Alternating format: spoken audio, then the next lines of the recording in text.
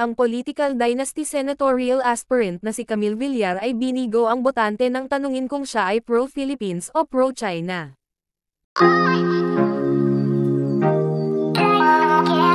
Hindi nagustuhan ng isang netizens kung saan ang tinanong niya ang political dynasty senatorial aspirant, na si Camille Villar ay binigo ang botante nang tanungin kung siya ay pro-Philippines o pro-China. Hindi kasi sumagot si Camille Villar sa naturang tanong ng isang netizens, imbes kasi sumagot ay nag-thank you na kaagad ito.